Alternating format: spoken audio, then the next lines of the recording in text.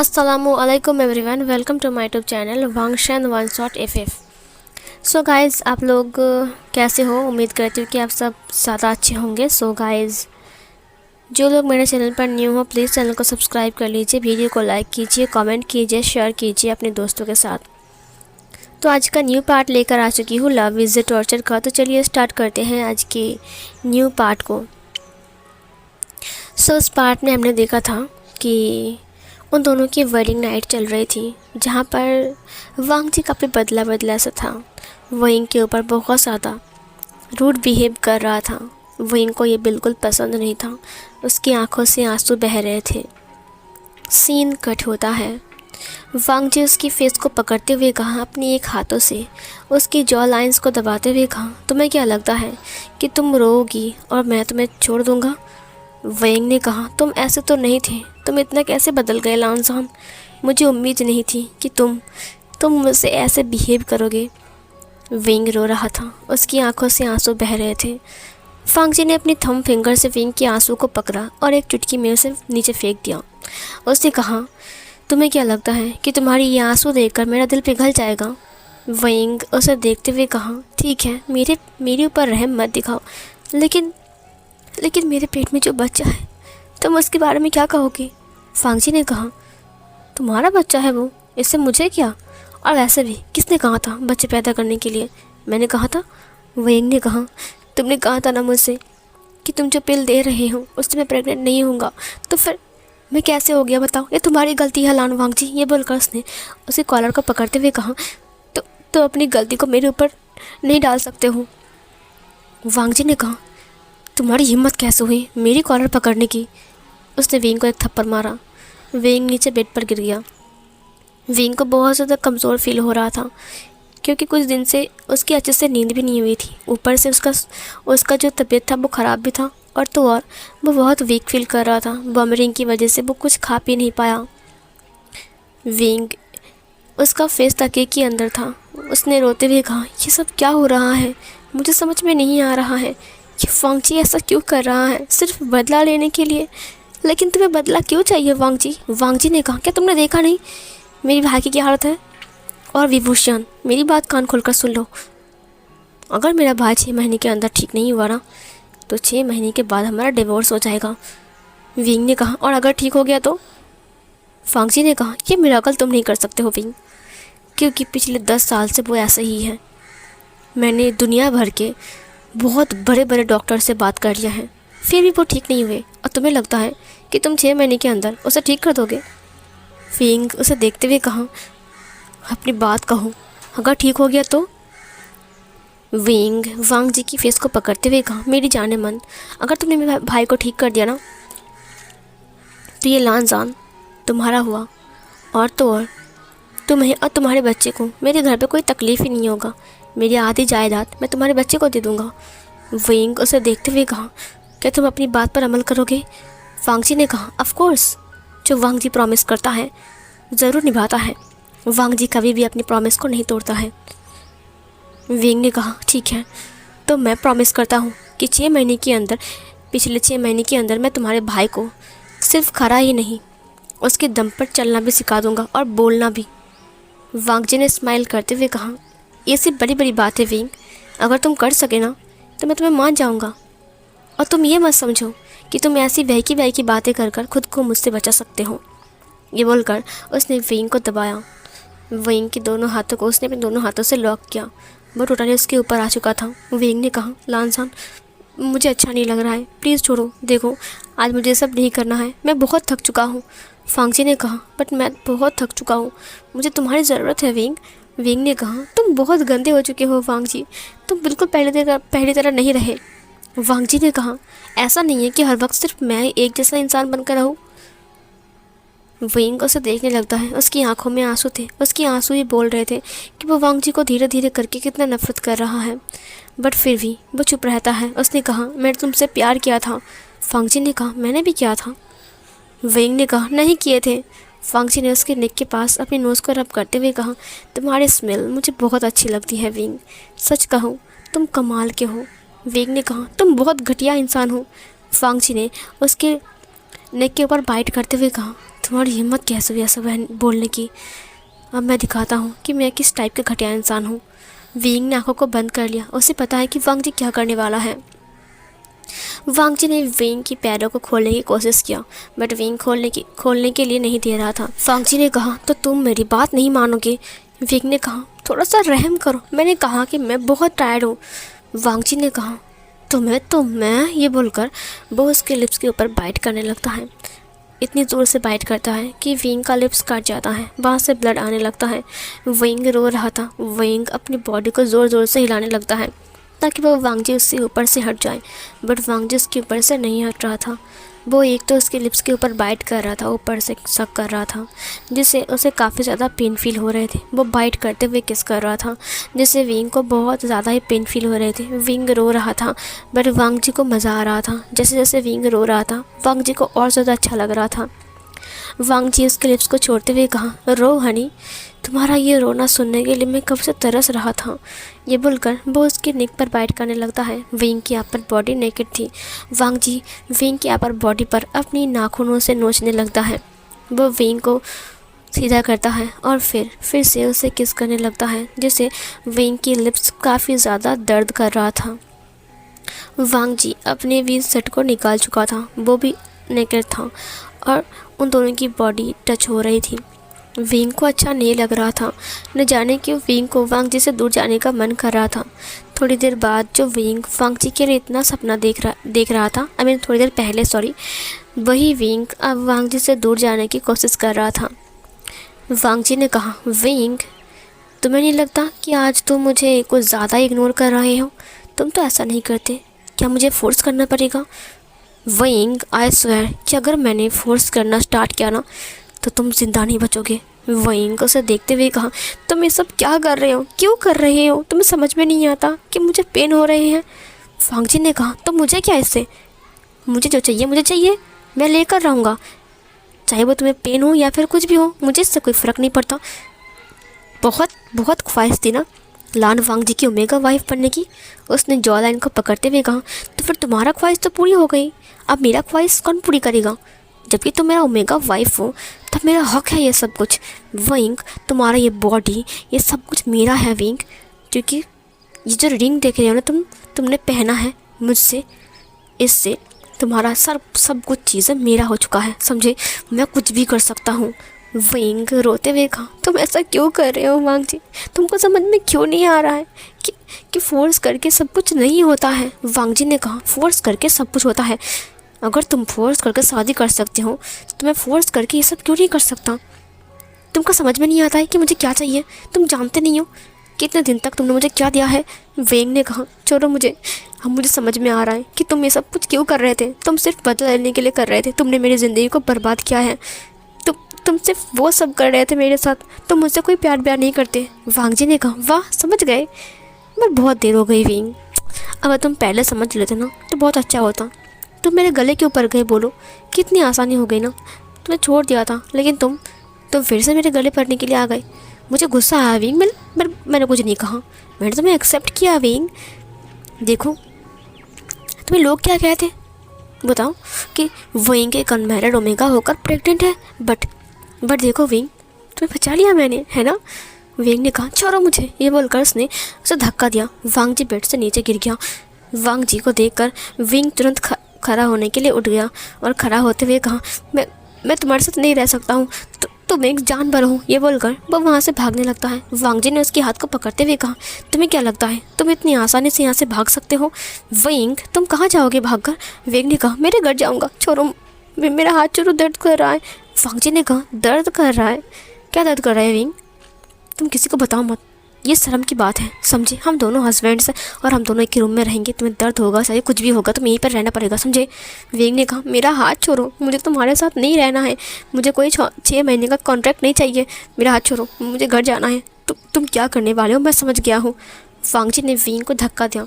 Wing सीधा जाकर table के ऊपर गिर जाता है।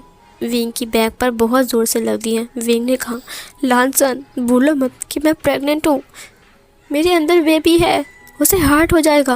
वांग जी ने कहा, तो क्या हुआ, हार्ट हो जाएगा, हम दूसरी कर लेंगे, कोई बात नहीं, मैं यहाँ पर हूँ ना तुम्हारे लिए। तुम्हें कितना बेबी चाहिए, ये बोलकर वो उसके पास आ गया। विंग ने कहा, तुम कितने घटिया इंसान हो और एक घटिया बाप हो। ये सुनकर वांग जी ने विंग को थप्पड़ मारा। उसने कहा, घटिया तुम्हारा भाई है, मैं नहीं, समझे। इधर बाहर से लान कोरेन और मैडम लान विंग की चिल्लाने की साउंड सुन रहे थे और वांग जी को उसे पीटने की। ये सुनकर मैडम लान ने कहा, एक बात बताओ कोरेन। लान कोरेन ने कहा, हाँ। फिर मैडम लान ने कहा, मुझे आज सुकून मिल रहा है। ये विंग की चिल्लाने वाली साउंड, मार खाने वाला साउंड सुनकर ना मेरे दिल को सुकून मिल रहा है। मुझे ऐसा लग रहा है कि मैं आज दुनिया का सबसे अच्छा मॉम हूँ। मुझे ऐसा लग रहा है कि मेरे बेटे को न्याय मिल रही है। फिर इधर लान कोरेन ने कहा, सही कहा तुमने, हम विंग का वो हालत करेंगे जियांग चैंग उसे देखकर पहचान भी नहीं पाएगा। लान कोरेन ने कहा, ये तो बस शुरुआत है। मैडम लान ने कहा, मैं अभी उसे नहीं छोड़ूंगा। मैं उसे उतना दर्द दूंगा जितना दर्द मेरे बेटे को मिला है, उससे 100 गुना ज़्यादा दर्द हम विंग को देंगे। सारे फैमिली मेम्बर ने प्लानिंग कर लिया था कि वो लोग विंग को यहाँ पर कैसे रखने वाले हैं। फिर वो लोग चले जाते हैं वहाँ से। मिस्टर लान ने बाहर आते हुए कहा, तुम लोग बहुत गलत कर रहे हो। मैं विंग को यहाँ पर फंसने नहीं दूंगा। तुम लोगों की साजिश के सामने वो छोटा सा बच्चा विंग वो फंस चुका है। तुम तीनों मिलकर उसकी ज़िंदगी बर्बाद कर रहे हो। भूलो मत, ऊपर वाला अभी भी है। तुम लोगों को देखकर ऐसा लग रहा है कि जंगल के शेर अच्छा है तुमसे। ये बोलकर वो भी अपनी रूम के पास चला गया। वो उसकी आंखों में आंसू थे। उसने कहा, मुझे माफ़ कर दो विंग बेटा, इस घर में मेरी बात नहीं चलती है। सीन कट होता है। हम विंग को देखते हैं। टेबल टूट चुका था। विंग की हाथ कट चुकी थी। खून बह रहा था। विंग की बॉडी अप एंड डाउन हो रहा था। वांग जी विंग के ऊपर था। वो उसके साथ इंटीमेट हो रहा था। विंग को बहुत ज़्यादा पेन फील हो रहे थे। विंग की आंखों से आंसू बह रहे थे। रूम बिखरा हुआ था। रूम देखकर पता चल रहा था कि विंग की हालत कैसी है। वांग जी विंग की फेस को पकड़ते हुए कहा, क्या हुआ बेबी, तुम मॉर्निंग का साउंड क्यों नहीं कर रही हो? तुम्हें पता है जब तुम नहीं चिल्लाते हो तो मुझे अच्छा नहीं लगता है। विंग ने कहा, लानजान, मेरे पास चिल्लाने वाला कोई भी आवाज़ नहीं है। मैं मर चुका हूँ।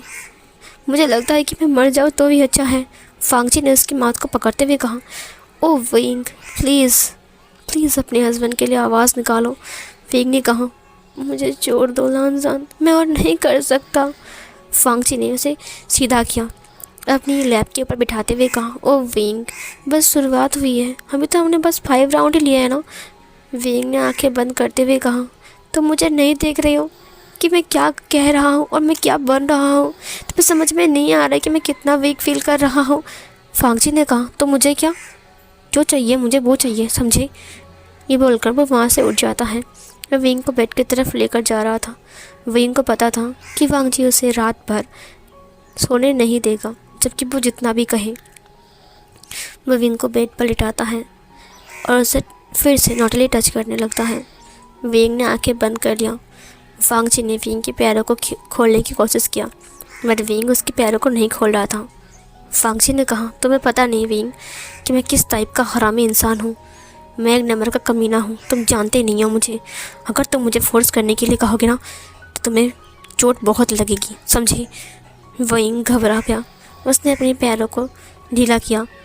वांगजी ने दोनों पैरों को अलग किया और फिर उसके ऊपर आया और फिर से उसके साथ इंटीमेट होने लगा। वह विंग को रात भर नहीं छोड़ता है और एक जानवर की तरह सलूक करता है। विंग की बॉडी काफ़ी ज़्यादा कमज़ोर हो गई थी। धीरे धीरे करके विंग आंखें बंद करता है और विंग बेहोश हो गया। सीन कट होता है। विंग के ऊपर एक गिलास पानी डाला जाता है। विंग जल्दी से उठ जाता है। जब विंग उठकर बैठता है तब जैसा लग रहा था उसकी कमर अब नहीं रही, जैसे कि टूट चुका है। एक एक हड्डियों की आवाज़ आ रही है। विंग ने कहा, ओह गॉड। विंग के पेन बहुत ज़्यादा ही थे। फांगजी ने कहा, एक्टिंग मत करो विंग, उठ जाओ, सुबह हो गया है। मैडम लान ने विंग को देखते हुए कहा, अरे वाह, मैंने सोचा था कि हमारे घर में एक सन इन लॉ आया है तो सुबह सुबह उसके हाथ चाय पीऊँगा, लेकिन ये महाराज तो सुबह के 9 बजे तक सो रहे हैं। सुबह के 8:30 बज रहे हैं, क्या तुम्हें दिखाई नहीं देता? ये बोलकर उसने विंग की बाल को पकड़ा। विंग ने कहा, मॉम प्लीज़, मैं बहुत टायर्ड हूँ, प्लीज़ थोड़ा सा आराम करने दीजिए। वो वांगजी। फिर वांगजी ने कहा, ओ विंग, तुम भी ना, मॉम ने कहा ना कि तुम्हारे हाथ का गरम गरम चाय पीनी है तो जाओ जाकर चाय बना दो। विंग ने देखा कि मैडम लान ऐसा बिहेव कर रहा है, फिर भी वांगजी कुछ नहीं कह रहा है। विंग को बहुत दुख पहुंचता है। वो मुट्ठी में बंद करता है अपने हाथ को। मैडम लान ज़बरदस्ती विंग को खींच कर खड़ा करती है। विंग खड़ा भी नहीं हो पा रहा था, उससे इतना ज़्यादा पेन हो रहे थे। विंग वहाँ से निकलने की कोशिश करता है, वो नीचे गिर जाता है। वो चल भी नहीं पा रहा था। वांगजी ने विंग को देखते हुए कहा, ये नाटक बंद करो और जाओ मेरी मॉम के लिए चाय बनाओ। विंग घबरा गया, वो रेंगते हुए जा रहा था। वांगजी ने कहा, तुम खड़े हो गए या फिर मैं तुम्हें फिर से मारूं। विंग खड़ा होने लगता है। उसने कहा, मैं जा रहा हूँ। ये बोलकर वो बहुत मुश्किल से नीचे आता है। जब वो सीढ़ियों से उतर रहा था, उसे ऐसा लग रहा था कि वो मौत के घाट से उतर रहा है। एक एक सीढ़ी उसके लिए बहुत जानलेवा था, बहुत दर्द हो रहा था। उसने दिल से पुकारा, मॉम दर्द हो रहा है। इधर मैडम यूँ घबराते हुए कहे, विंग विंग बेटा। मिस्टर जियांग फेंगमियान ने कहा, क्या हुआ है। मैडम यूँ ने कहा, मेरा विंग ठीक नहीं है। मुझे ऐसा क्यों लग रहा है कि मेरा विंग मुझे पुकार रहा है। जियांग चंग ने कहा, जब तक विंग उस घर में है विंग ठीक नहीं रह सकता है। मैंने ऐसा क्यों किया, विंग मेरी बात क्यों नहीं मानता है। ये बोलकर उसने मुट्ठी में बंद किया और अपने हाथ को जोर से पटका। उसने कहा, मैंने विंग को बार बार कहा था कि शादी मत करो, लेकिन वो वांगजी के प्यार में पागल है। वो पागल है क्या, उसको समझ में नहीं आता कि वांगजी रिवेंज लेना चाहता है। मुझे पता नहीं, बोलो विंग के साथ क्या कर रहे होंगे। हम विंग को कॉल तक नहीं कर सकते हैं, विंग के साथ हमारा कोई रिश्ता भी नहीं रख सकते हैं। मैडम यूँ रो रही थी। उसने रोते हुए कहा, मेरा विंग ठीक नहीं है आचिंग। मुझे ऐसा क्यों लग रहा है कि उसे तकलीफ़ हो रही है। मुझे ऐसा लग रहा है कि वो मुझे पुकार रहा है। मैंने उसे बचपन से बड़ा किया है। हो सकता है कि मैंने उसे अपनी कोख में नहीं लिया, लेकिन मैं जानता हूँ कि वो कितना नाजुक है। जियांग फेंगमियान ने कहा, प्लीज़ रोना बंद करो, चुप हो जाओ, शांत हो जाओ, सब कुछ ठीक हो जाएगा। विंग किचन में था। चाय बनाकर वो लेकर आया। सब लोग सोफे के ऊपर बैठकर हंसी मजाक कर रहे थे। लान कोरेन और मिस्टर लान वो लोग कुछ बिजनेस डील के बारे में बात कर रहे थे। वांगजी और उसकी मॉम हंसी मजाक कर रहे थे। विंग चाय लेकर नीचे रखता है। फिर इधर वांगजी ने चाय को लेते हुए कहा, हाँ उम्मीद है कि तुम चाय अच्छे बना लेती हो, है ना विंग। विंग ने कहा, हाँ। वांगजी विंग को देखते हुए कहा, जाओ जाकर ब्रेकफास्ट बनाओ। मॉम ने कहा कि आज तुम्हारे हाथ का ब्रेकफास्ट खाएगी। विंग ने कहा, ब्रेकफास्ट इतने लोगों का, मैं अकेले। वो फिर मैडम लान ने कहा, विंग बेटा देखो, तुम्हारे जो अंकल है ना, उन्हें रोटी पसंद है, तो उनके लिए रोटी और एक ऑमलेट बना देना। और तुम्हारे पिताजी को उन्हें कुछ ओट्स खाने हैं, और तो और ओट्स के साथ कुछ सूप भी बना लेना, ठीक है उनके लिए। विंग ने कहा, सूप। फिर इधर मैडम लान ने कहा, मैं ज़्यादा कुछ नहीं खाऊंगा, थोड़ा सलाद, मेरे लिए जूस, और हाँ वांगजी के लिए सैंडविच बनाना। और हाँ वांगजी को ना चिकन सैंडविच पसंद है, ठीक है। वांगजी ने कहा, चिकन सैंडविच। फिर वांगजी ने कहा, और गगा के लिए हर्बल सूप और कुछ हल्का सा नूडल्स। उसने कहा, इतना सब कुछ क्या। लान कोरेन ने कहा, क्या मतलब है इतना सब कुछ, हम यही तो खाते हैं। मैडम लान ने कहा, तुम्हारे लिए कि हम हमारा मेन्यू बदल दें। विंग ने कहा, नहीं मैं वो नहीं कह रहा हूँ, मतलब मैंने कभी खाना नहीं बनाया है। और दूसरी बात, मैडम लान खड़ा होते हुए कहा, तुमने कभी खाना नहीं बनाया, इसका मतलब क्या तुम खाना नहीं बनाओगे। विंग ने कहा, नहीं मॉम, मैं ऐसा नहीं कह रहा हूँ। वांगजी ने कप को तोड़ दिया। उसने कहा, विंग तुम्हारी हिम्मत कैसे हुई मेरी मॉम के मुंह के ऊपर बात करने की। उसने कहा, मैंने ऐसा नहीं कहा लानसन, मैं कह रहा हूँ कि इतना सारा खाना मैं अकेले नहीं बना सकता हूँ। मैडम लान ने कहा, मैंने हमेशा बनाया है अपने हाथों से खाना, वो भी अकेले में, मुझे कभी तकलीफ़ ही नहीं हुई। विंग तुम नाटक कर रहे हो। वांगजी लगता है ये मुझ पर रौब जमा रहा है। वांगजी ने कहा, विंग घुटना टेको। विंग ने कहा, घुटना, लेकिन क्यों। उसने कहा, माफ़ी मांगो, और हाँ ये जो मैंने कप तोड़ी है ना उसके ऊपर टेको। ये सुनकर विंग ने कहा, इसमें तो दर्द हो गया ना। वांगजी ने उसकी हाथ को टाइटली पकड़ते हुए कहा, दर्द होगा, और हमेशा तुम्हें दर्द ही होते रहते हैं, इतना नाजुक मत बनो, समझे विंग। उसने विंग को धक्का दिया। तुरंत विंग का घुटना टेक गया, और वो कप के ऊपर उसका घुटना टेकने की वजह से उसका जो घुटना था वो छिल गया, वहाँ से ब्लड आने लगा। विंग रो रहा था, उसकी आंखों से आंसू बह रहे थे। वांगजी ने कहा, मॉम को सॉरी बोलो। उसने कहा, लेकिन मैंने क्या किया है। वांगजी ने कहा, तुमने जो किया है वो क्या है। मॉम से माफ़ी मांगो। उसने कहा बट मुझे समझ में नहीं आ रही। वांग जी ने थप्पड़ मारते हुए कहा जो कह रहा हो वो करो। वेंग ने कहा आई एम सॉरी मॉम, मुझे माफ़ कर दीजिए, मैं दोबारा ऐसा नहीं करूँगा। मैडम लान ने विंग को खड़ा करते हुए कहा अरे बेटा, मैं बुरा नहीं माना, जाओ जाकर ब्रेकफास्ट बना लो, ठीक है, तो मैं तुम्हें कुछ नहीं कहूँगा। वेंग ने कहा ठीक है, मैं जा रहा हूँ। ये बोलकर वो चला गया किचन के अंदर। वो सबके लिए ब्रेकफास्ट बना रहा था। बनाते बनाते उसे थकान से महसूस हो रही थी, उसका सिर चकरा रहा था, लेकिन फिर भी वो काम किए जा रहा था। जब टेबल के ऊपर उसने सब कुछ रखा तब वांगची ने कहा हाँ 1 घंटा लगा तुम्हें सब बनाने में। चलिए मॉम ब्रेकफास्ट कर लीजिए, आपका दवा का वक्त हो चुका है। मैडम लान ने कहा ठीक है।